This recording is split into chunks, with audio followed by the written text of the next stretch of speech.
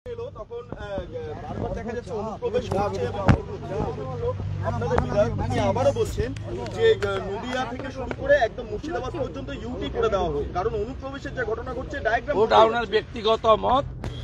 ভারতীয় জনতা পার্টি পরিষ্কার স্ট্যান্ড, আমরা বঙ্গভঙ্গ, বাংলা ভাগ, ইউটি, আলাদা রাজ্য এসব চাই না। দলগতভাবে আমি বলতে পারি আমাদের বক্তব্য খুব পরিষ্কার। হিন্দু পলায়ন রুখতে অবিলম্বে অনুপ্রবেশকারীদেরকে চিহ্নিত করতে হবে।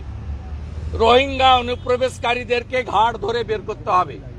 ৭২টা জায়গায় বিএসএফকে জমি দেওয়া হয়নি, কাঁটাতারের বেড়া করার জন্য অবিলম্বে জমি দিতে হবে।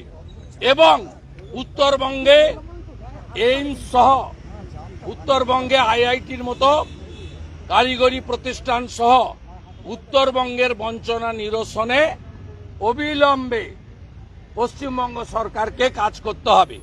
মুখ্যমন্ত্রী উত্তরবঙ্গে গাজলডোবা থেকে শুরু করে, রাজা ভাত খাওয়া থেকে শুরু করে, সেবক রোড থেকে শুরু করে, টাইগার হিল থেকে শুরু করে শিলিগুড়ির উত্তরকন্যা পর্যন্ত প্রাসাদগুলো বানিয়েছেন। কিন্তু উত্তরবঙ্গের যে মহাকরণ উত্তরকন্যা, সেখানে কোনো সচিব বসেন না। উত্তরবঙ্গের মানুষকে কলকাতা আসতে হয়। জলপাইগুড়ি সার্কিট বেঞ্চ এখনো পূর্ণতা পায়নি। উত্তরবঙ্গের মানুষ কলকাতা আসবে না।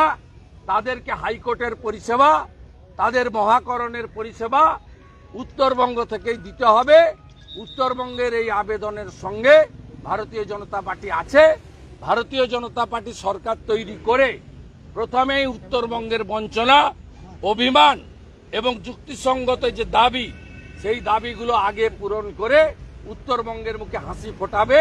মালদা, মুর্শিদাবাদ সহ ৯টা জেলায় কাঁটাতারের বেড়া সম্পূর্ণ করে, রোহিঙ্গাদের চিহ্নিত করে চুলের মুঠি ধরে তাদেরকে বার করার কাজ ভারতীয় জনতা পার্টি করবে।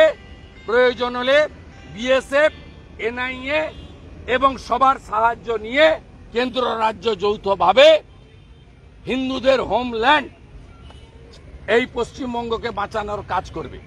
ঠিক আছে, আর প্রশ্ন নেব না। বিকেল ৫টার সময় বাংলাদেশের ডেপুটি হাই কমিশনারের কাছে আমার নেতৃত্বে ২০ জন বিজেপি এমএলএ যাবে কিছু নির্দিষ্ট বিষয় নিয়ে। সম্প্রতি ভারত বিরোধী স্লোগান নিয়ে আমরা কিছু তথ্য, ভিডিও, সিডি নিয়ে আমাদের ডেপুটি হাই কমিশনারের হাতে দেব, তাদের চিহ্নিত করে যাতে ব্যবস্থা না হয় সেই দাবিতে। ওইখানে বাকিটা বলবো। ঠিক আছে, একটা বিষয়, এটা কি আমাদের লেজিসলেচার পার্টির মিটিং, অনুপ্রবেশকারীদের এই বিষয়টা কি ওইখানে বলবো। ঠিক আছে, থ্যাংক ইউ। উফ বাবা।